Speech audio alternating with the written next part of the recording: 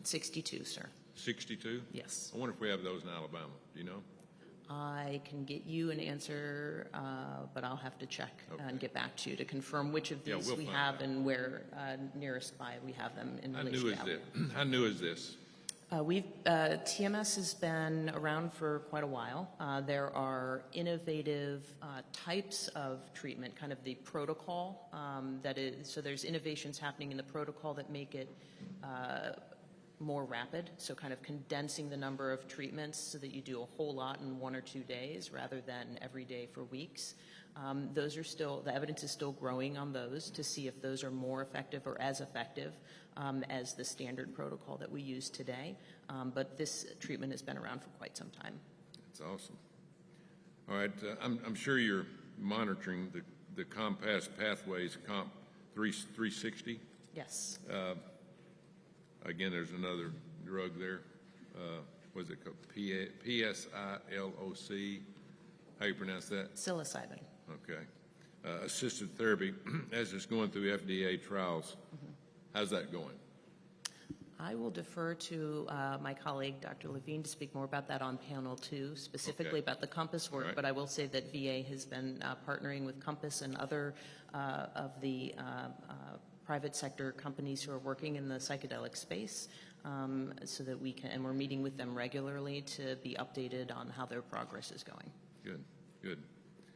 Besides approving new therapies, how can we use the programs like the Fox Suicide Prevention Grants to help our veterans who are struggling with mental health? Thank you for that question, sir.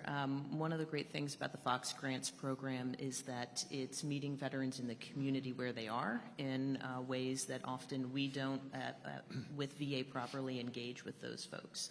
And one of, I think, at least from where I'm sitting, I think one of the most important missions we have right now is engaging the veterans who don't already come through our doors and getting them to engage in services that will help them with mental health, substance use, or suicidal ideation and problems that they're having. So the Fox Grants helps extend beyond us and beyond our walls to access and ensure that veterans are getting help they need.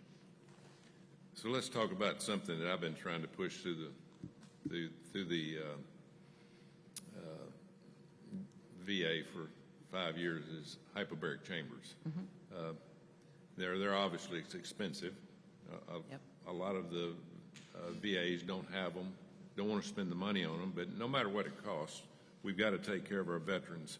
And, you know, this bill that I presented, you have to go through 2 other therapies before you're able to use the hyperbaric. Now, you can use them either in the VA or out of the VA.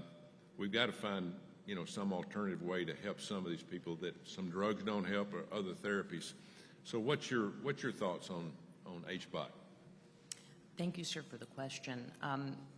So in regards to hyperbaric oxygen treatment, it is FDA approved and authorized for use in a variety of different medical conditions. It has not been authorized for use as treatment for PTSD or TBI. It also is not covered and reimbursed by CMS and most private insurance as treatment for PTSD or TBI. Our review of the evidence available, and as stated in our VA DoD clinical practice guidelines, we don't find there to be sufficient evidence to support it as an evidence-based treatment. And given, as you mentioned, the expense, but also how intensive the HBOT treatment is, and based on some of our experiences with the clinical pilot program we ran back in 2018 to 2021 for the Hannon Act Section 702, we have determined that the feasibility of kind of using this clinically, given the lack of evidence at this time that suggests it is more beneficial than other existing treatment options we have available. That's the rationale we have for not offering it as a clinical service at this time. Are we doing studies on HBOT? So I'll defer to Dr. Smith to speak to the state of research currently. So currently, Senator, we are not doing any studies on HBOT. The reason being that none of our principal investigators in the field or researchers out there at our 102 sites, none of them have chosen to submit a proposal to us for HBOT research. Good. Well, you know, I bring this up because of my experience of coaching. Over the years, a lot of the different schools that I coached at, we had hyperbaric chambers that kids with concussions.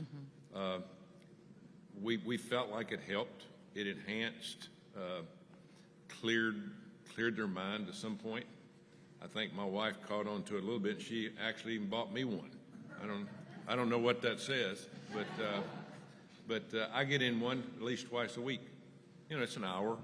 It's pressure. It's not pressure going up. It's like pressure going 100 feet under the water, and you breathe straight oxygen. Now, I can't tell you whether it's helped me or not, but I do know that we hear quite a few people that do it on their own that it's helped. So hopefully in the future we can bypass some of the red tape and at least try it. Some therapies that are not working on some veterans, hopefully it can help in that area. So earlier this year, Secretary Collins made statements on social media that his administration was looking into, you know, alternative therapies. Do you know if that's an accurate statement? Is he, are y'all getting feedback down from the top level that we're looking into different therapies like HBOT? We're committed to continuing what we have been doing for many years, which is researching and reviewing research from outside on all of these innovative treatments for mental health. Again, anything that would help, anything. So on our next panel, we'll have Dr. Jim Wright testify on the efficiency of HBOT. To date, we've had 12,000 veterans with TBI or PTSD. They have received HBOT treatments with near universal improvement, with depression scores being reduced by at least 39%. So is that a good number?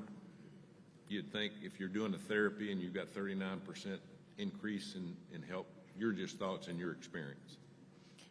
So I'd be happy to take a look at the studies referencing that number to better understand what that means. But in context, I'm happy to hear that there are veterans that are experiencing improvement in symptoms. And so anything that's helping folks, I agree, is a good thing.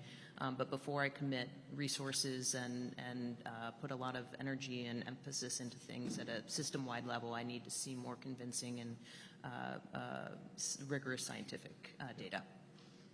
So how often does the VA update its evidence-based therapy and complementary and integrative health list, and can it keep pace with, you know, all the emerging effective treatments? So that's a great question. So our clinical practice guidelines are on average about every 5 years reviewed and updated, but in the intervening period between, we can implement change in our system and the care that we provide. And the perfect example of that is ketamine and S-ketamine. So we actually, it wasn't until the 2022 clinical practice guideline that they became recommended treatments for treatment-resistant depression, but we were deploying and implementing that starting in 2019 because the FDA approved S-ketamine and we had the scientific evidence that these were safe and effective treatments. So we actually started deploying it, and then the CPG caught up after. So the CPG doesn't stop us from doing something clinically if the evidence has been gathered that supports its use clinically. Thank you. In your testimony, you mentioned that the HALT Fentanyl Act gave private non-governmental entities the ability to expand their controlled Schedule 1 and Number 2 research protocols.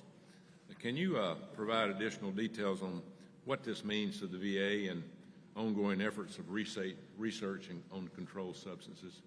So that more applies to folks outside the VA and the research that they do, which of course we monitor and follow, and that helps inform what we know about our veteran population, and it is kind of adjacent to and in addition to the work that we are hoping to do and that we have ongoing at our VA facilities currently. So I believe there's a common misconception that these substances, if approved for treatments for veterans with PTSD or other mental health conditions, will be able to self-medicate. Could you please address this misconception and provide details about these treatments and how they may entail the VA in the future if approved for treatment?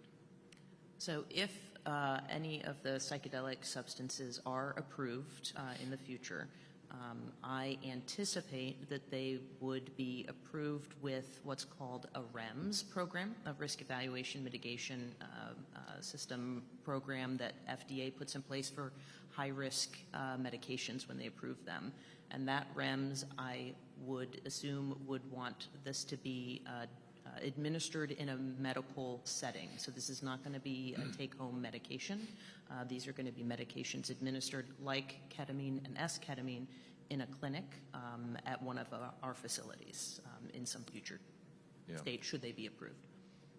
So I have people come to, veterans come to my office quite often and said, Coach, I've gone to another country and a certain drug has helped. What advice would you give to that veteran? And can they pass that along? And do we look into that? What's the process on that? So thank you for asking about that. I know, and I have heard and spoken with veterans as well who have gone elsewhere to take these medications. I caution my own veterans that I see in clinic from using psychedelic substances on their own. And I would caution any other veterans from. Would you suggest that? I would not personally suggest that. I would ask them to look for a clinical trial nearby and engage in using one of these substances in a way that allows for rigorous monitoring and safety insurances. So if they've gone through something like this, what would you tell them to, who do they see in our country to pass this information along, whether it helped or didn't help? Who do they go to? So I appreciate that many veterans have had these experiences and that they have had profound positive impacts on them. So I want to make sure that that is clear. So I appreciate that. And I appreciate that many of those veterans are sharing those stories with us so that we can learn and hear about it. One thing I do want to say is that veterans can feel comfortable to speak with their own providers if you're coming to the VA about this type of experience, because it helps us understand, helps your provider understand where you're at and what you've experienced and what you've been through. So I would just encourage veterans to make sure that their healthcare providers know about things like this so that they can help make good shared decisions about next steps with their treatment based on what they've tried in the past. Yeah. So how can you help us back in Congress balance innovation and safety? What advice would you give to myself and my colleagues on the VA committee, the direction we go in terms of balancing, all the new innovation that's coming in, how we make sure it's safe? What would you tell us as a group? I would say that we need to continue to study in a safe way so that we can ensure the safety of something before we implement using something clinically. So continued support for research of innovative mental health treatments is what I would suggest is what we need your help with. Yeah. We're about done here with this group, so any comment that you would like to make to this group and to our audience that's going to watch on closed circuit? How do we help our veterans? What do we do? What new directions do we need to take? How do we save these 18 lives that are being taken a day in our country? I would say that if there are any veterans out there who are in crisis, to reach out to friends, to family, to people who you trust. Pick up a phone and call 988 and press 1 for the Veterans Crisis Line.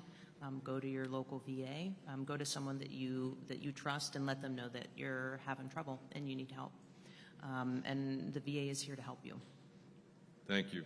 And the number one thing that I hear is to tell somebody you're close to your problem. Don't keep it to yourself. It's really sad, the point we've gotten to, but I think help is on the way. I think we're working on it more. We're putting more money. If money could solve this problem, it had already been solved. But money's not going to solve this problem. People are going to solve this problem, and we've all got to work on it together. So, thanks for both of you for coming from so far away, coming here and being part of this. Again, psychedelics, HBOTs, anything that we can do to help our veterans, we want to do. And again, it's not about money, it's about people. And we're going to continue to work on it. Again, we have 400,000, and just in this state alone, the hundreds and hundreds of thousands and millions of veterans are looking for answers. And we need to get those answers for them. So thanks, both of you. Thanks for coming. Thanks for coming this far away, and hopefully we can continue this dialogue in the future. Give them a hand. Thank you all. Thank you.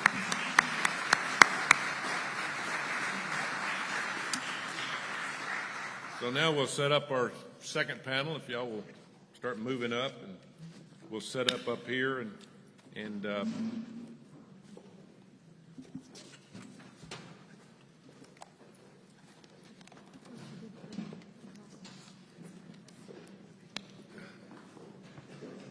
good time. Yep, we're good on time.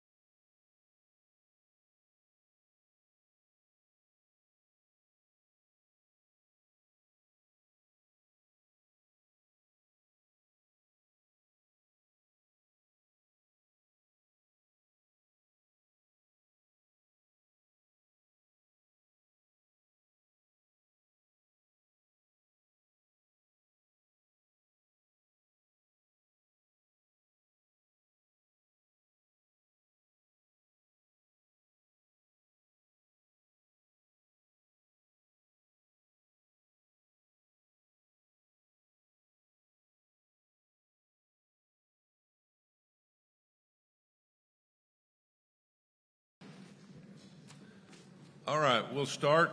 And again, we have 4 instead of 2. We've got a little bit longer introduction, but again, we're here for a reason.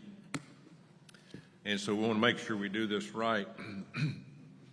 Our next panel of witnesses will cover a wide variety of perspectives on alternative therapies for our veterans. Excuse me. We'll hear from Compass Pathways, a biotechnology company with a psilocybin. There you go. It's going to be one of those hearings. I got you. Therapy going through FDA approval. I don't know where y'all come up with these names. I really don't. 2 veterans who will share their lived experience with alternative therapies and their work to get our heroes access to them.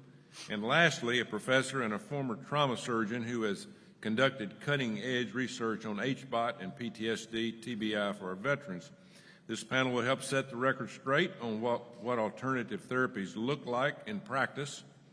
We will use this time to separate fact from fiction, whether that be on psychedelic-assisted therapy, HBOT, or even peer-to-peer mentoring. Our veterans who are already suffering from mental health conditions connected to their time in service should not have to risk their lives and well-being overseas just to receive an alternative form of treatment. Veterans should also be able to safely access these evidence-based alternative treatments here in the United States within the guardrails of the law. The American people and our veterans deserve to know the facts. I look forward to working with each and every one of you here to get our veterans access to life-saving and life-changing alternative treatments for their mental health. So, see if we can make some progress here. We'll have 5 minutes opening statements, but I'd like to start and introduce each one before we start those. Dr. Steve Levine. Doctor, thanks for being here today. Currently serves as the Chief Patient Officer for Compass Pathways. Dr. Levine is a board-certified psychiatrist that has spent his career working across the healthcare system to improve people's lives through creating access to innovation. He completed internship and residency in psychiatry at New York Presbyterian Hospital, Weill Cornell Medical Center.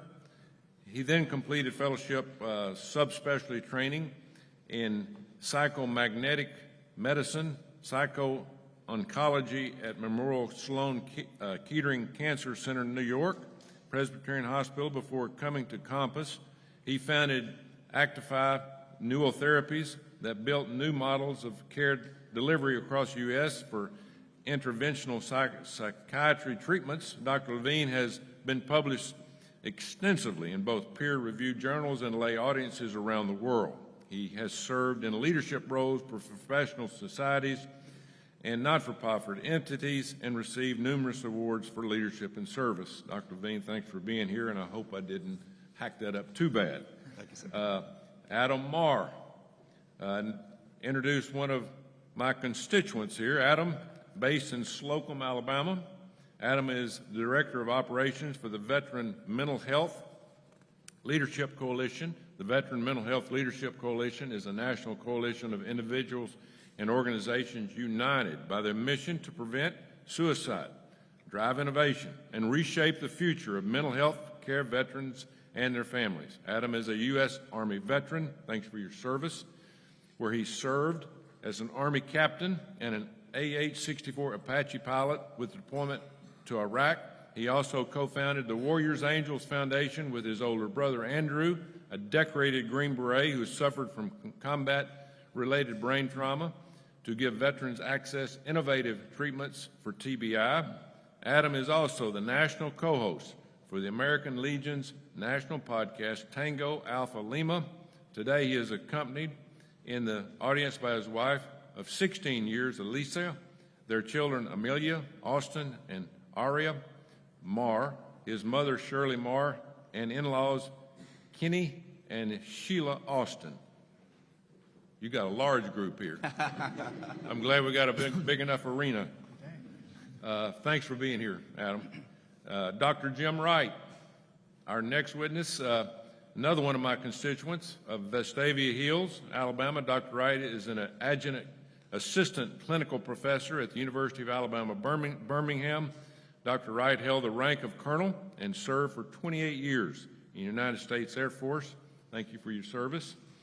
He held several roles in the Air Force, including plastic surgeon at Clark Air Force Base in the Philippines, chief plastic surgery at Wilford Hall Medical Center, and chief of hyperbaric medicine research at Brooks Air Force Base and special tactic surgeon. Dr. Wright completed a fellowship in undersea and hyperbaric medicine at the United States Air Force School of Aerospace Medicine in 2007, along with Dr. Eddie Zant. Dr. Wright initiated HBOT for active duty military. He was also a principal investigator for the National Brain Injury Rescue and Rehabilitation Study, which used HBOT for TBI and PTSD. And after his years of service, Dr. Wright became a hyperbaric and wounded care physician in Washington State before coming to Alabama to work as a burn trauma surgeon. Thanks for being here, Dr. Wright. And then Brian Schaefer, our fourth and final witness. Brian is a United States Air Force veteran. Thank you for your service. And a founder of Psi-Di. Brian is a former U.S. Air Force Tactical Air Control Party member and served in both Afghanistan and Iraq. In 2008, during his pre-deployment training exercise in California, Brian's life was forever changed. After recovering from his injuries in spinal fusion surgery, Brian made the commitment to redefine his recovery. He has since become an advocate for innovative therapies for veterans and others with spinal cord injuries, TBI, and neurological conditions by founding his organization, Sky-Di. I am thrilled to have each one of you here today to share your experiences in alternative therapies, and I welcome each of you to give your opening statement. Dr. Levine. Thank you, Senator. Senator Tuberville, all present, thank you for the chance to testify at this important field hearing today. Improving the mental health of veterans is a national imperative, and we appreciate your leadership to achieve this goal. My name is Dr. Steve Levine, I'm a psychiatrist, and I serve as the Chief Patient Officer for Compass Pathways. Compass is a biotechnology company dedicated to accelerating patient access to evidence-based innovation in mental health. Our lead compound, COMP360, is a synthetic pharmaceutical-grade form of psilocybin being studied in robust clinical trials in treatment-resistant depression and post-traumatic stress disorder, or PTSD. COMP360 was granted FDA Breakthrough Therapy designation for TRD in 2018 and will potentially be a first-in-class treatment. Compass is leading the way in psychedelic clinical trial research and is conducting the largest ever FDA-regulated clinical trials studying the safety and efficacy of psilocybin. We have already generated positive primary endpoint data in 2 large, well-controlled clinical trials of a single administration of psilocybin, just 1 administration, in a supervised medical setting. In May 2022, the positive results of our 233-participant phase 2 trial were published in the New England Journal of Medicine. And in June 2025, just 2 months ago, we announced the successful achievement of the primary endpoint for 258 participants in the first of 2 ongoing phase 3 trials. Our second phase 3 trial will enroll approximately 568 additional participants. In addition to TRD, in May 2024, Compass announced positive top-line results from a phase 2 study in PTSD, which showed COMP360 was well-tolerated, with both rapid and durable improvement in symptoms from baseline observed following a single administration. Compass is currently finalizing plans to begin a late-stage trial in PTSD.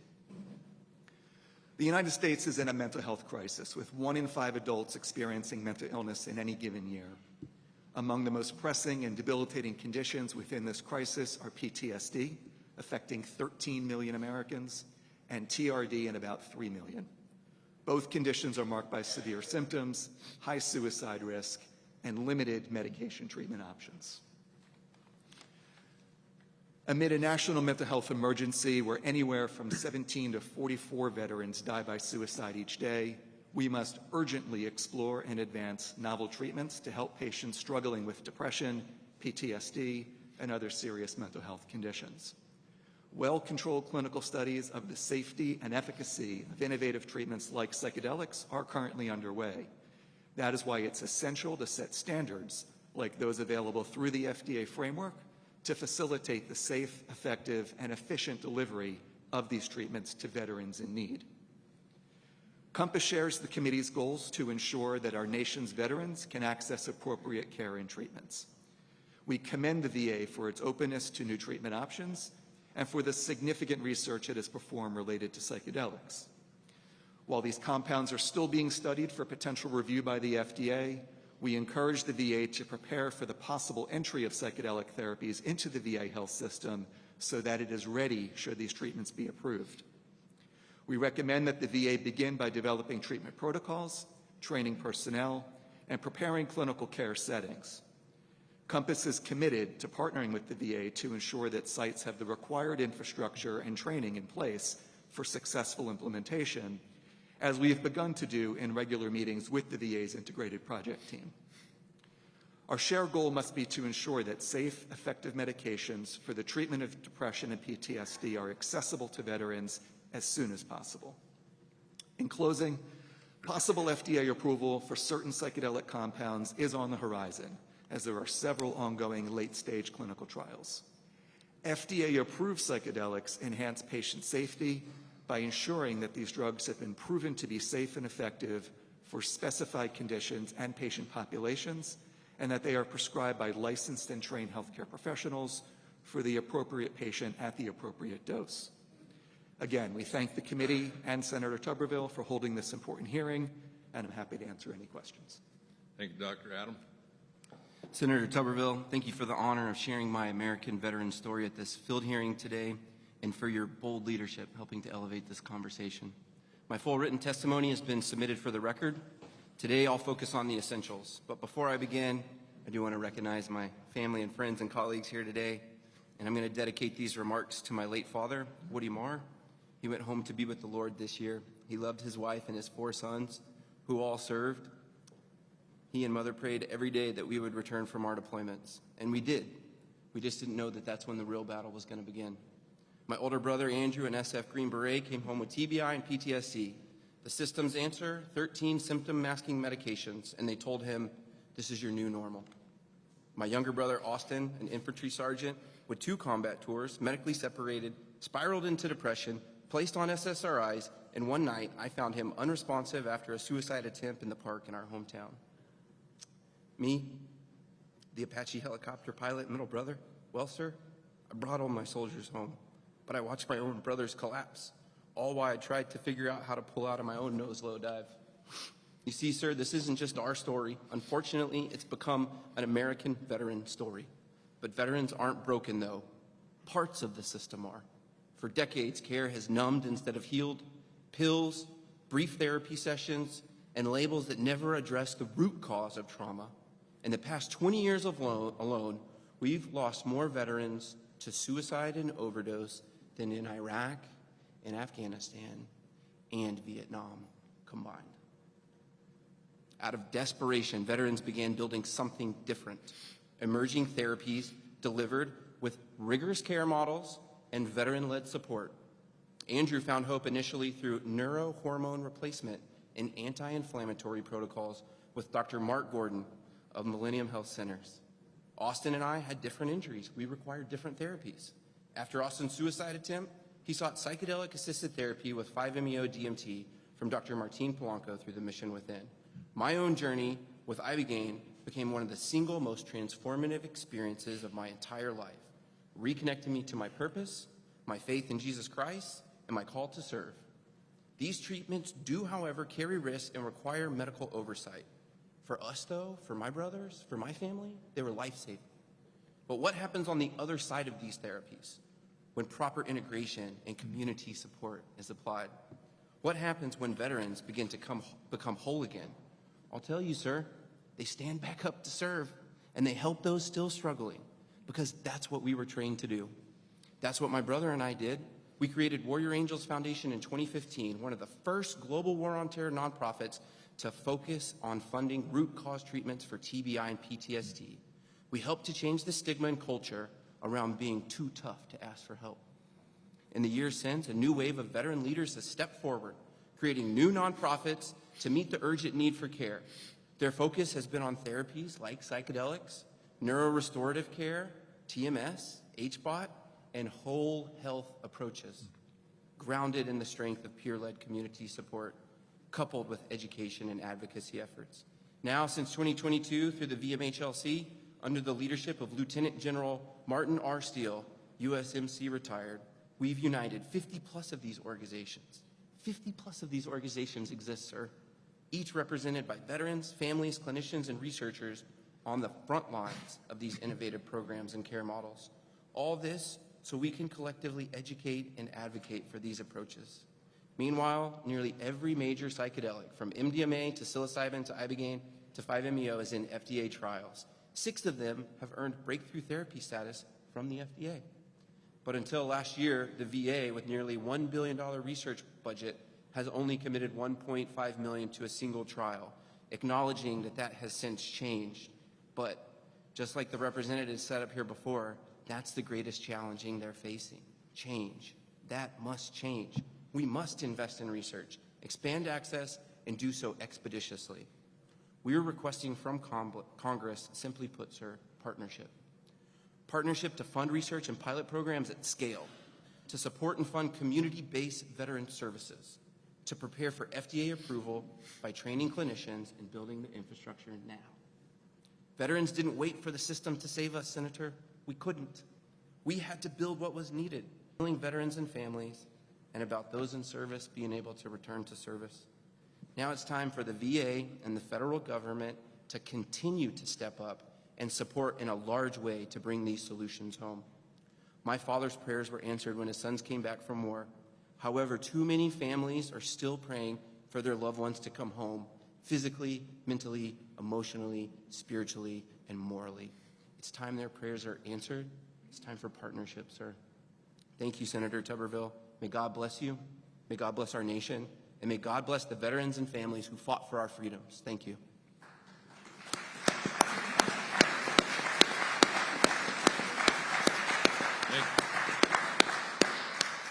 Thank you, Adam. Well said. You might need to run for politics. Dr. Wright? Thank you, Senator. And thank you for allowing me to give some information on hyperbaric oxygen treatment for neurologic injuries in veterans. Hyperbaric oxygen is the delivery of 100% oxygen to a person in a pressurized chamber and is used as a treatment for certain diseases and conditions. Oxygen levels 7 to 14 times that achieved by breathing room air are possible. The therapy affects more than 8,100 known human genes and thousands of cellular processes, and is effective in treating a variety of conditions from neurologic injury to chronic wounds. Hyperbaric oxygen has been used as a treatment for brain and nerve injuries for 89 years, since it was first described by Dr. Albert Benke in the U.S. Navy for the treatment of the brain and spinal cord injuries in decompression sickness. Since then, it has been used for a variety of brain and nerve injuries in addition to decompression sickness, such as carbon monoxide poisoning, stroke, post-concussion syndrome, traumatic brain injury, PTSD, depression, chronic pain syndromes, post-COVID illness, and narcotic addiction recovery. It is useful to think of the actions of hyperbaric oxygen as occurring in 4 ways in brain and nerve injury. 1, it provides oxygen to the damaged areas of the brain and spinal cord which don't have enough oxygen to function or heal. 2, it promotes the synthesis of growth factors which cause the ingrowth of new blood vessels and allow nerve axons to reconnect and damaged tissue to heal. 3, it's a potent suppressor of inflammation, which is a component of TBI, PTSD, depression, anxiety, chronic pain, and other neurologic disorders. And 4, it acts directly on nerve cells in the brain and spinal cord to enhance function and suppress pain. In treating TBI and PTSD, hyperbaric oxygen has had remarkable results over the past 20 years. It is universally effective. Few, if any, recipients fail to improve, and many are made completely well from debilitating injuries. Brain function and cognition is improved, even after decades of TBI or PTSD. Depression scores are reduced by 39%, and suicidal ideation is usually abolished. Quality of life and everyday function is improved. Medication requirements are reduced, and chronic pain is also reduced. These results are long-lasting or permanent after a single series of 40 treatments, though some veterans require more treatment depending on the severity and length of illness. To date, more than 30,000 individuals with TBI and PTSD have received hyperbaric oxygen treatment in the United States, 40,000 in Israel, and with nearly universal improvement. More than 12,000 of these individuals were veterans. Nearly all of these treatments have been provided free to veterans through the generosity of our citizens. Of all these people, we are aware of only 2 suicides in the last 15 years. That is a remarkable achievement. The use of hyperbaric oxygen treatment for spinal cord injuries is in its infancy in the United States, but results so far have shown the similar benefits as in TBI or PTSD, as well as the halting of functional deterioration and the improvement in function in a few cases, especially early after injury. As a solution, I propose that hyperbaric oxygen treatment be made immediately available to our veterans with TBI, PTSD, and spinal cord injuries. The huge quantity of case reports, as well as numerous randomized controlled studies, speak to the utility and safety of the treatment, as well as providing more than enough evidence of efficacy for approval as part of the standard of care. It would be well to ensure the established safety protocols are strictly adhered to and that all treatments are directed by properly trained physicians in approved chambers. Additionally, good record keeping would validate the utility of these treatments. Finally, I recommend that a working group be established to design the implementation of this effort. Thank you, Dr. Wright. Thank you for your research. Very important. Brian, save the best for last down on the end. Thank you, Senator. Thank you for inviting me to this panel. I'm Brian Schieffer, a former Air Force TACP who served in Afghanistan 2003, Iraq 05-06, again 06-07. In 2008, during a pre-deployment training exercise in California, my life was forever changed. after a Humvee rollover accident left me with severe injuries, including fractures to my spine at 4 different levels, multiple broken vertebrae, broken ribs, broken clavicle, broken sternum, bilateral pneumothorax, torn shoulder ligaments, a skull fracture, and severed the number 6 nerve in my left eye. Stabilized with chest tubes and airlifted to Loma Linda University Polytrauma Center, I then underwent a spinal fusion surgery that took 14 hours, followed by 6 weeks in the ICU, where I was informed that I had less than a 1% chance of ever walking again. While it was not possible to distill in 5 minutes my lived experience during the last 17 years since the accident, I'm able to present those aspects that directly inform why I'm here today. Despite the VA's various strengths and good intentions, the severity of my injuries equally revealed its limitations for veterans with complex injuries. It is my testimony that had I relied only on the standards and care within the VA, I would not be here today. Refusing to accept defeat, I instead became my own advocate, making it my mission to learn everything about my injuries and their impact on my new life. What ensued was a process of trying in many ways, ambiguously benefiting from a range of underutilized therapies and activities that were unavailable, unknown, or actively discouraged within the VA. Through redefining my own recovery, I became committed to advocating for innovative therapies, leading to my co-founding of SIDE-I, an organization empowering veterans and others with spinal cord injury, TBI, and other neurological conditions. Despite having only one working eye and one working arm during my initial hospital-based post-surgical recovery, it was marked by continued work on my bachelor's degree in international relations, as well as my relentless research on how to improve my condition. My recovery continued with 5 months at the La Jolla VA SCI inpatient unit, followed by grueling therapy at the Detroit Medical Center Center for Spinal Cord Injury Recovery. Measurable progress to my lowers was limited in TBI symptoms, cognitive fatigue, vision issues, and emotional strain from my skull fracture, nerve damage, complicated rehab. In a 2009 ceremony, I was medically retired from active service by the PACAF commander, Lieutenant General Utterback. I then relocated to the Florida Panhandle to adapt to paraplegia, tackling challenges like thermoregulation, hand-control driving, and daily tasks like grocery shopping and cleaning, without the proprioceptive feedback and constant struggle learning to deal with my paralyzed body. In addition, cognitive struggles were persistent. Despite my medical history of a skull fracture and severely compromised lung function in the immediate aftermath of my accident, my cognitive struggles were attributed to my adjustment of paralysis. Then in 2010, prompted by TACP colleagues receiving PTSD and TBI care under Air Force Special Operations Command protocol in Destin, Florida, I secured a formal TBI diagnosis from the VA. That was nearly 2 years post-accident. With this new diagnosis, I enrolled in a hyperbaric oxygen therapy study under Dr. Eddie Zant at his private clinic in Destin. I experienced immediate improvement in cognition, sleep, memory, and relationships, and no longer waking up in a fog. With over 300 HBOT dives to date, therapeutic benefits include enhanced TBI recovery, tissue healing, and post-surgical outcomes. For years, I traveled to UCLA for surgeries, including shoulder reconstructions and spine procedures. My former TACP teammates who served under me flew in for weeks to carry me post-op, a humbling experience of brotherhood addressing the gaps the VA overlooked during my inpatient stay. My experience with UCLA Operation Men exemplified comprehensive care as specialists collaborated to address my complex symptoms, setting the gold standard for care for veteran health care.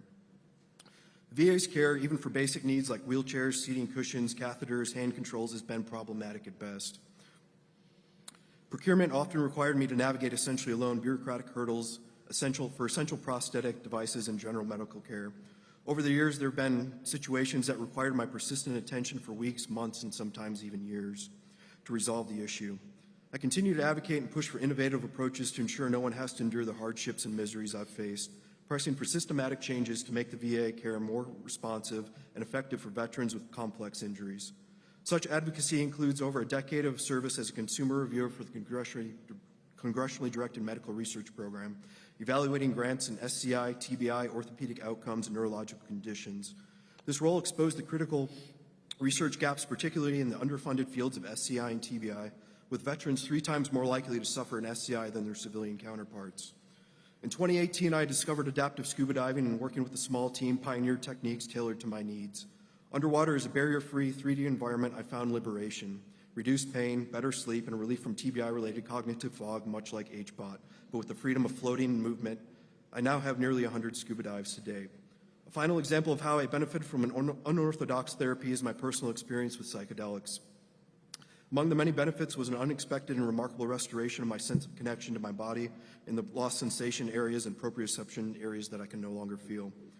I noticed less inflammation in my body, improved cognition, sleep, and a deeper sense of connection and well-being with those around me. This further inspired me to found SIDI in 2022, and we filed for nonprofit status in 2025 to make adaptive diving, innovative therapies like HBOT, psychedelics, and non-invasive neuromodulation and ketones accessible to others. SIDI bridges medical science, adaptive sports, and cutting-edge technology to empower the 294,000 Americans with SCI, including the 42,000 veterans and 17,730 new cases annually. Our team of medical, academic, and military experts collaborates in skull sessions to explore bold ideas, from standardizing HBOT protocols to researching psychedelics for inflammation reduction using objective measures like cytokines. Driven by a Don't Talk About It, Be About It ethos, SIDI partners with institutions like the Lakeshore Foundation and the Alabama Brain Lab, leveraging novel neuromodulation devices like Brain Buds and Elvis as new scalable healing modalities. We continue to pursue grants through CDMRP, ARPA-H, and the DoD that align with our team's interests and skill sets. We've recently spoken at the 2024 and 2025 Aerospace Medical Association meetings, hosting workshops and talks on neuromodulation, vagus and photic nerve stimulation, and psychedelics, sparking vital conversations with pilots, divers, and aerospace and hyperbaric medicine technicians, and thought leaders and other consumers at the concurrent Undersea and Hyperbaric Conference. Although the VA is not currently structured to provide therapies like HBOT or psychedelics, veterans should not have to wait for historically slow, systematic changes. A way forward is partnering with nonprofits like SIDI, which have an experience and agility to offer these treatments. For example, voucher systems or VA reimbursement to such organizations would ensure veterans gain timely access to life-changing therapies, bypassing bureaucratic delays. My journey from near-fatal accident to championing for alternative therapies was only possible by accessing these very novel therapies that not only promoted my recovery but allowed me to flourish. My experience underscores the urgent need for these innovative, accessible solutions for inadequately served veterans with complex injuries. I'm here today to share how HBOT, adaptive sports, psychedelics, and non-invasive neuromodulation can transform lives, and urging this committee to support research, funding the policies to bridge these gaps for our nation's heroes. Thank you for your time. Thank you, Brian. Thanks for your service.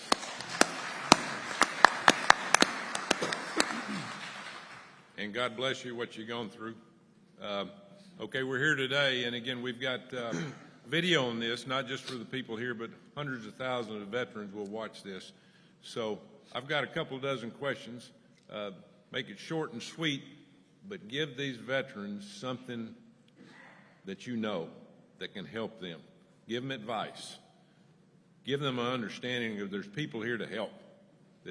And you, as Brian just said, what he's been through, the tough times. So everybody will have questions, but if you've got something that you want to add to somebody, just break in. This is a conversation. Steve, thanks for coming. Thanks for the update on Compass Pathways. I hear a lot of misinformation about psychedelic-assisted therapies. I think we all do. Can you walk us through and from start to finish on how these therapies work? Thank you, Senator. I think the first thing that may come to mind for many people would be kind of the baggage of psychedelics from 1960s counterculture. Back during my day, yeah. Yours are the 80s and 90s, right? Yeah. 2000. What they may be less informed about is the therapeutic potential of psychedelics, and they may not be aware that there are many trials undergoing, late-stage trials, that are moving rapidly towards FDA approval that may create new options in a range of conditions that include PTSD, depression, treatment-resistant depression, which is a difficult-to-treat depression. And what these treatments tend to look like is, as described a bit by Dr. Wiekers earlier, these happen in supervised medical settings. This isn't like an SSRI, a traditional antidepressant, where somebody picks up a prescription at a pharmacy and takes this every day at home and has side effects typically on a daily basis because of it. This is typically one or maybe a few administrations over a longer period of time with the support of a healthcare professional in a supervised setting, having some preparation ahead of time for it, having follow-up afterwards. But what we are seeing so far in conditions like PTSD and depression is that people can have almost immediate reduction in their symptoms, almost immediate relief and a return to life that can have very lasting effects even after just a single administration. Thank you. So to be clear, all this should be done in a VA, right? Don't be doing it on your own. You know, Correct, and that is a misunderstanding. People may think that because they've done this on their own at some point, that they may know what the effect that this treatment could have on them. But the setting is really important, and being adequately prepared and the safety setting around you being there is critically important. And that is how these medicines are being studied. That's how they will likely be approved. Yeah. And that's where we see the best outcomes. So today's title of this hearing is Separating Fact from Fiction. What's the most misunderstood thing about psychedelics? The most misunderstood? Yeah, I think it's largely, where I started here about, there's a lot of excitement about psychedelics right now. There's the baggage that's attached historically, but I think people don't recognize that the way that they're being studied right now in rigorously designed clinical trials is very different than someone just taking a psychedelic on their own. This is for somebody who's been shown in research to be able to benefit from this treatment, supported by somebody who knows about their condition, who can safely support them. And people may not realize how close we are getting, actually, to potentially having FDA approvals here. As I mentioned in my opening remarks, we are currently running our phase 3 studies. We've already had the results from the first of those phase 3 studies. So things are progressing rapidly. And you said it best earlier, Senator, that we need to move with a sense of urgency here. Yeah. This is for the whole panel, and we'll start with Adam here. What are the 1 or 2 actions that we in Congress could take to address the mental health crisis of veterans or all Americans? Well, sir, I think it goes back to what I was originally saying, and I think that's partnership. Partnership with Congress, partnership with the VA, partnership with the federal government, because, my whole story is about finding these things out of desperation and being able to still be here to talk about it. Then a nonprofit was started to be able to help get more people access. And then after that happened, then we're coming together to be able to share those stories. That's leading to the recommendations and the policy roadmap that we have submitted in our public record. So I think pathways like Right to Try, which is currently available, and then I also believe that being able to partner with these veteran organizations, the VSOs, from 2015 on, the new Global War on Terror VSOs that have these programs, that are conducting the research, that are submitting it, that are writing the policy reforms and legislation. And sir, we've been developing infrastructure outside of the VA for the last 10 years. So it's a change management problem, and being able to come together, maybe in a joint task force, where those veteran experts that have been doing this, we're consulted on that, and we can help move this along a lot quicker. Dr. Wright, any advice to Congress? I'll try to phrase it nicely. But I think the VA needs to take immediate action. We have suicides occurring every day, 6,500 a year. To delay action on these potential therapies because they need more study or we want to set up a research program is ineffective in treating the suffering veterans. We need immediate action, not platitudes, words, or more studies on some of these. Some are ready to go, like hyperbaric oxygen, and probably some of the other treatments. They're ready to go. Let's demand that the VA take immediate action. Yeah, thank you. And before we go to Brian on this, Dr. Wright, I'd like to ask you this. Can you explain the difference between treatment-resistant depression, TRD, and PTSD, and are they often coexisting? They are often coexisting. I'm not a psychiatrist, but I do know that one component of PTSD and TBI is depression. And these are caused in part by inflammation in the brain, the structural damage that is caused by the concussive events, and there are alterations in structure in PTSD also, so I understand, so that they're all mixed together. And it's no wonder that certain single therapies don't work for everybody, and people fail, and they try another therapy. We need all the tools in the toolbox, not 1 or 2, and it isn't always drug-related, but maybe there are some new drugs which are very helpful, but sometimes we need other therapies in addition to drugs. Brian, you got anything to add to that? Yes, I will try to be nice as well. I guess the main thing would be there are individuals and groups in the community already doing this. I think the fastest way to get it to veterans would be to partner with those. Waiting for the bureaucratic red tape of the VA to finally get on board with this is going to take months, probably years. And these treatments are available currently to the public and the civilians, so why can't we get access to the veterans for that? Good. Good. And Senator, if I can weigh in as well. Yeah, go ahead. Yeah, and if you're asking about the similarities between TRD and PTSD, first, just for the veterans who are watching who may not be familiar with some of these terms and some of the audience, TRD stands for treatment-resistant depression. And what that means is that somebody has a major depressive disorder and they've been failed by at least 2 treatments. So this is a difficult-to-treat depression. And TRD, treatment-resistant depression, and PTSD are like thunder and lightning. They're 2 different things, but they often travel together. So the majority of veterans who have treatment-resistant depression also have PTSD. They do have a lot of overlap in terms of the difficulties that arise with having these conditions, like difficulties with mood or sleep or concentration, irritability, risk of suicide. And in fact, veterans who have both TRD and PTSD are twice as likely to attempt suicide. Just one of you can answer this because we got quite a few questions to go through here. What's the biggest misconception about therapies that you'd like to correct today? Anybody?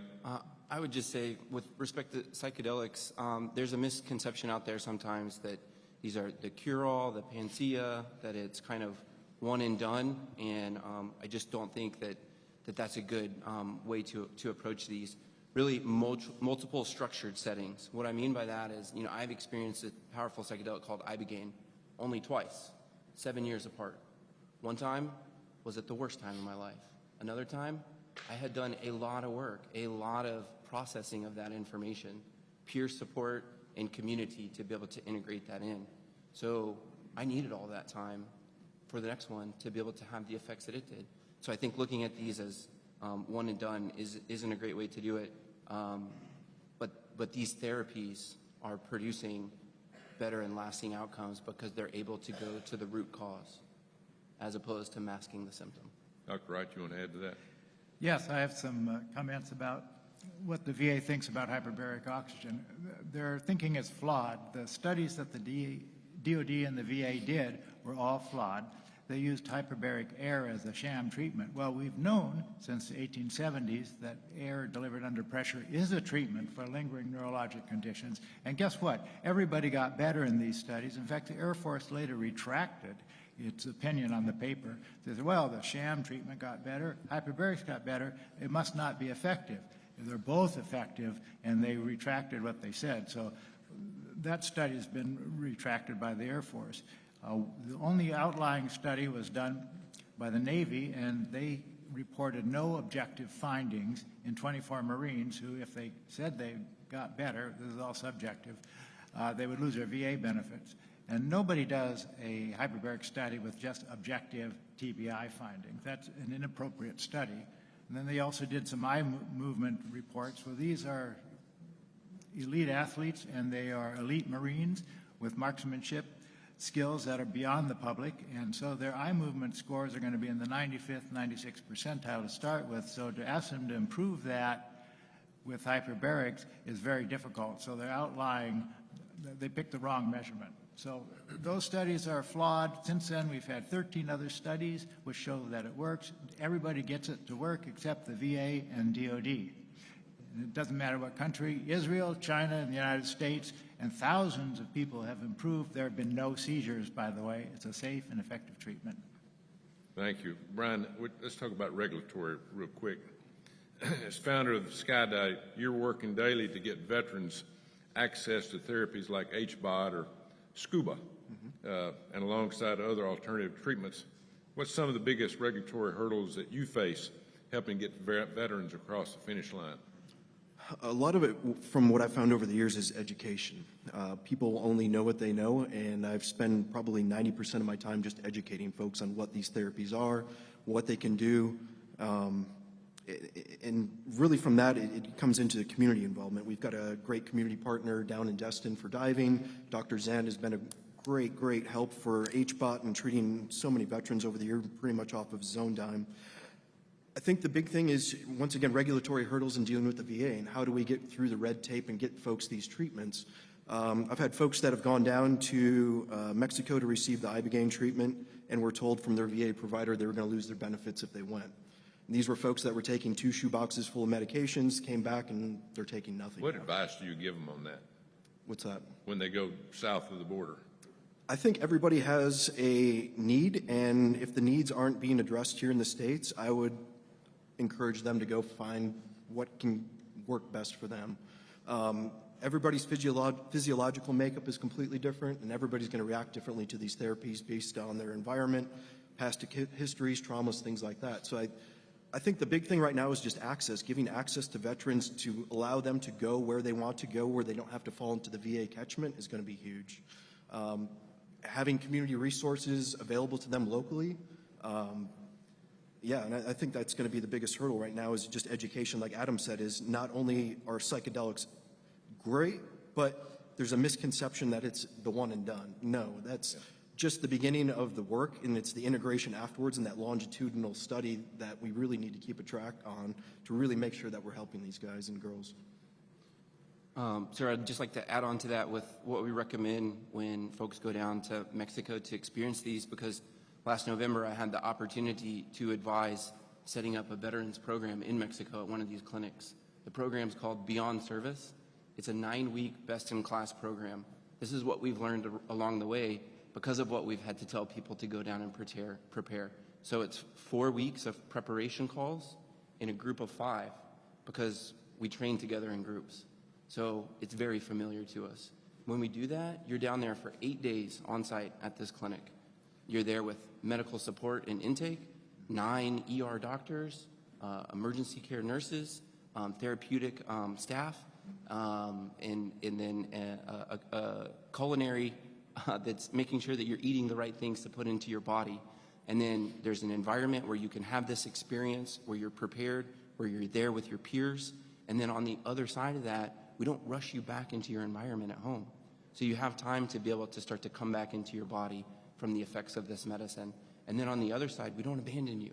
It's 4 weeks of integration coaching calls. And then when you say peer support and community, that's ongoing for a lifetime.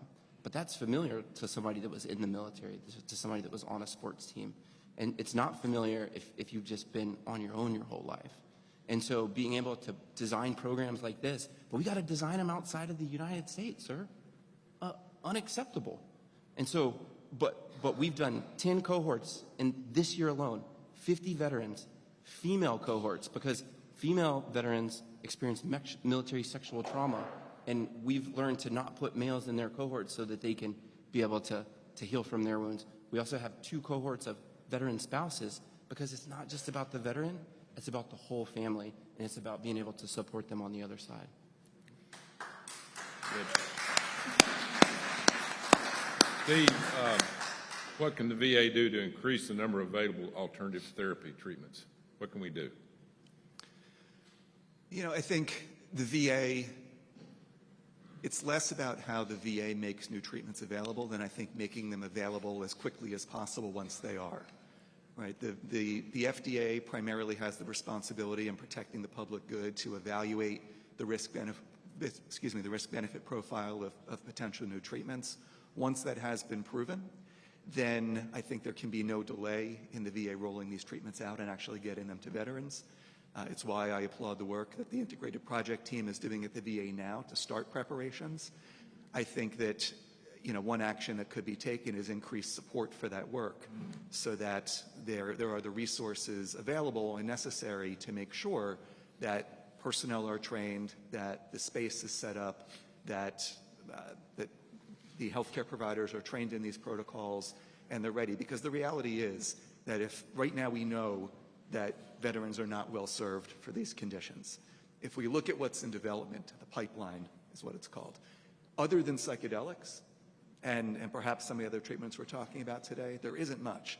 But there are many, many psychedelics in development right now. And even if Compass Pathways isn't successful, I hope we are, but we may not be, the likelihood is that in the near future, there will be 1 or more new psychedelic treatments that are FDA approved. And if the VA waits until an approval to start to get ready, they'll be behind the 8 ball and there'll be undue delays for veterans. Thank you. Thank you. Dr. Wright, you've talked about challenges with HBOT. Why is the VA so stubborn about this? Is it cost? I think that might be part of it. Part of it could be ignorance. We first met with the VA and their chief scientist in 2011, and they brought an FDA staffer, and we were appalled by their ignorance. The FDA staffer said, "Oh, hyperbarics is dangerous. There could be a fire." Hyperbaric therapy has been around since 1936, so I don't know.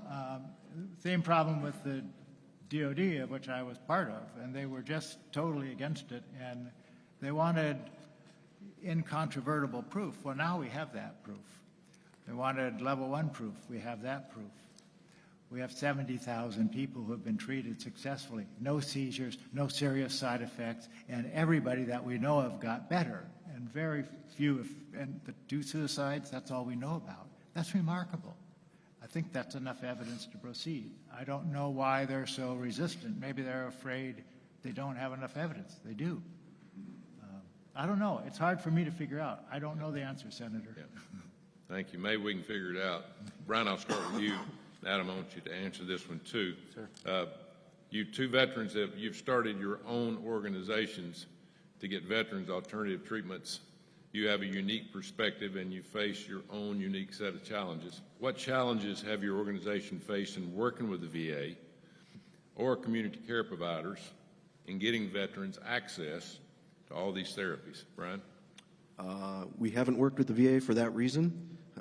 It's just At been, all? No, it's just been difficult. And just being a new organization, we haven't really found the need to work with the VA per se.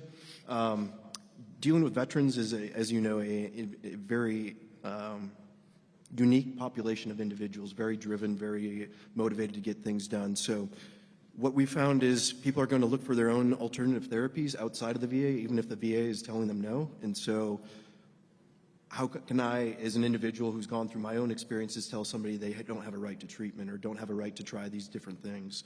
And so currently, no, we're not working with the VA for that reason. We're just using veteran outreach, different VSOs, relationships that we have and things like that, and kind of bypassing the VA system. Adam? It's a similar response, although there's been a little bit more time working in the space. So initially, what were the pathways to be able to do it, especially if you're starting a new VSO? I would compare it to like being an established corporation. If you want to bring a new innovation in, you go out and you acquire the startup, or you have an R&D. I don't know how that exists within the VA. But now, as the Director of Operations for the Veteran Mental Health Leadership Coalition, I can say at the higher levels, like, we're having these type of conversations.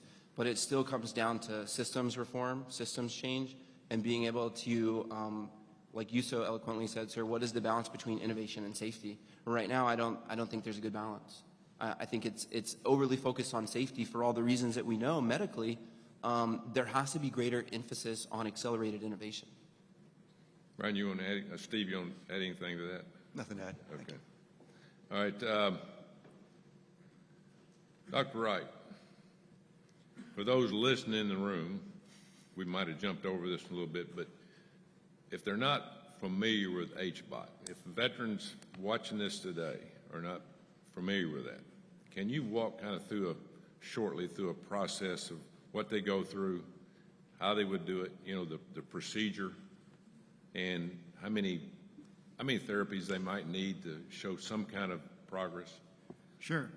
So hyperbaric oxygen is provided in a hard-sided chamber run by trained personnel directed by a physician. So if you see one of these blow-up spa-type chambers, don't go there. And they'll usually, with those blow-up things, put an oxygen concentrator in it. That's not safe, and it's violating the FDA certification of those chambers. They're only good for air, and they don't go deep enough to provide the type of treatment we want. So you have to find a certified hyperbaric facility that would treat you, and many of these are outside of hospitals. Most hospital chambers won't do it because they won't get paid right now by anybody. But you can find certain privately ones, and the Treat Now Coalition, if you just get on the web, you can find them, and they can direct you to one that might treat you. 13 states have approved treatment with hyperbaric therapy, and especially North Carolina and Kentucky have allotted money for the treatment of their veterans. That should say something to the FDA when the states are stepping forward and providing the treatment the VA is not providing. And if you're in Alabama, unfortunately, we don't have that yet, but we're hoping to do that in the future. But you got to find a certified chamber. You can always call me or another member of this group that works with veterans, and we can direct you to one in your area. And many people like Dr. Zant, we started the treatment. We treated the military people for free. We didn't tell the Surgeon General. We just did it. Worked. And he's still treating some people for free. His accountant told him, you can't do this forever, but God bless him. And there are many people who do this on their own nickel. So it's a little difficult trying to hook up with a chamber, but it can be done. The other thing I should add is that many of our veterans with PTSD actually also have TBI, but nobody asks them about that. And so they go together. So, and sometimes they'll tell you, I was okay, and then I got concussed, and then things started to go downhill. So getting a proper diagnosis would be helpful. So that's why the physician comes in. I think that's why my wife bought me one. I ran into a lot of trees at one time with a football helmet, but a lot bigger than me. Very informative, but we're going to take 2 minutes each. On 2 minutes and tell just look in the camera and tell the veteran, hey, what do they need to do? I mean, they're in trouble. Take 2 short minutes each. Give them your spiel.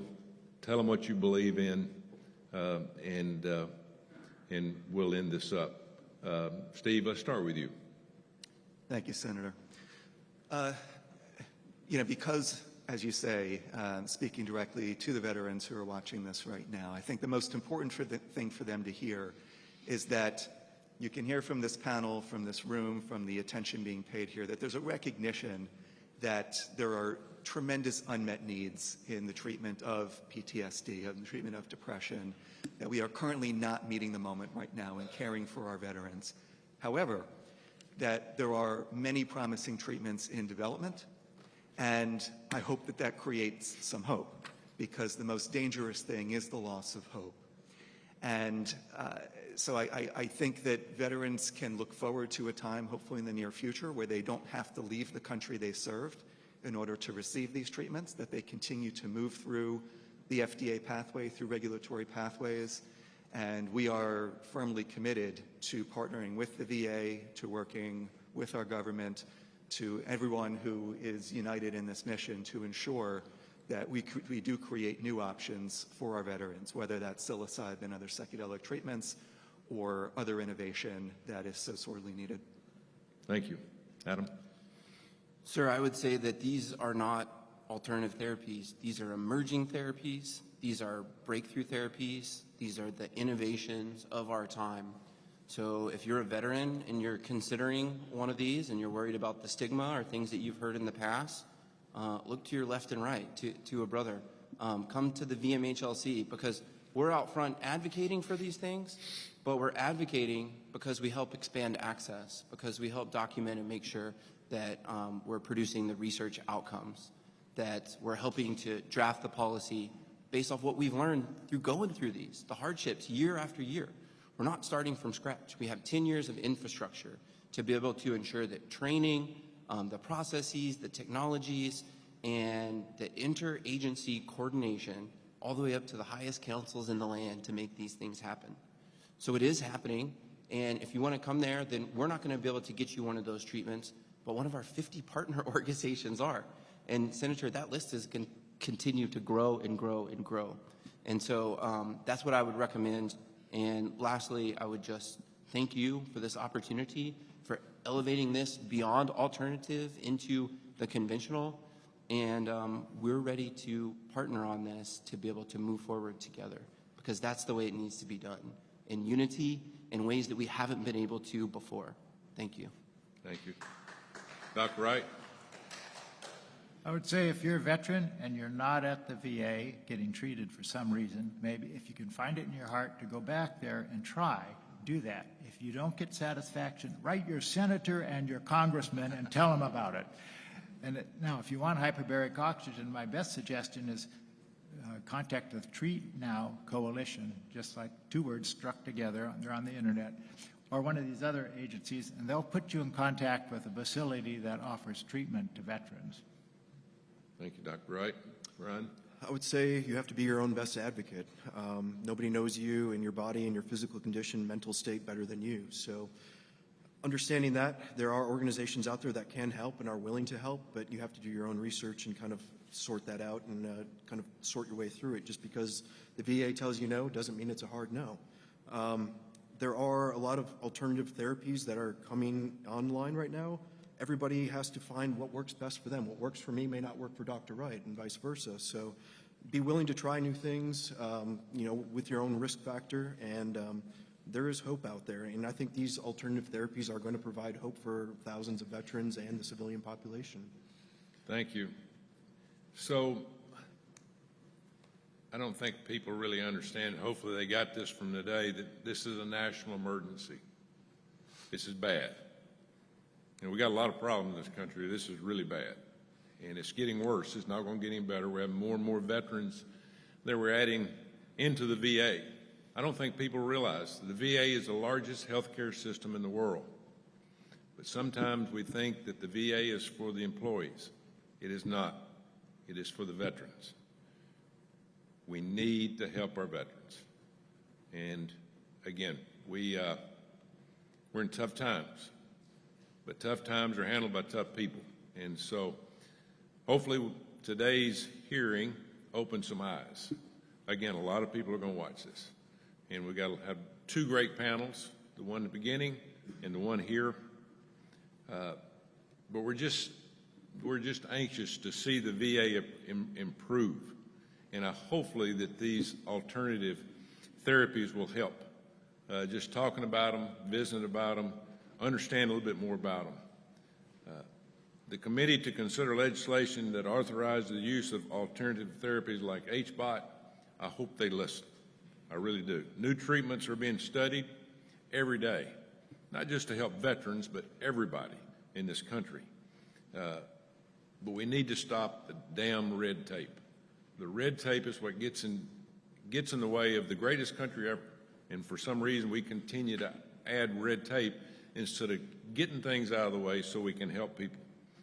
Our veterans, they put their life on the line, and they deserve a fighting chance. We need to give that to them. Money is not the problem, folks. We spend a lot of money at the VA, a lot of money. These guys can tell you that, but a lot of money is not spent the right way, and we need to put our foot down. So I'd like to include the following items for the record: a statement from HBOT 4 Heroes. I'd like to put that in for the record, and 3 documents from Clinicom, and those will be added to the record. An article by Dr. William Jamie Tyler. I think it would be very, very important. So that will be included for the record. So I'd like to thank both groups today for being here, all of you for being here, showing your interest. Again, folks, our veterans are in trouble. Anything can happen at any time. And hopefully today we can start a process for some of these therapies that we talked about. We educated some people. Not enough people know what's going on. They're living, everybody's busy. Their lives are very busy. We're all busy every day. But there's nothing more important than saving people's lives that have saved the greatest country on the face of the earth, the United States of America. So God bless y'all for what you're doing. God bless our first panel. God bless those of you that came here today. God bless our military people today that are on active duty and our veterans. And God bless our country. This hearing is adjourned.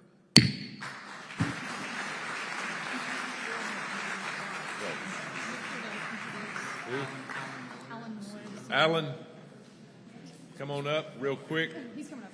To your right. Just make a quick. Alan, you know, take this.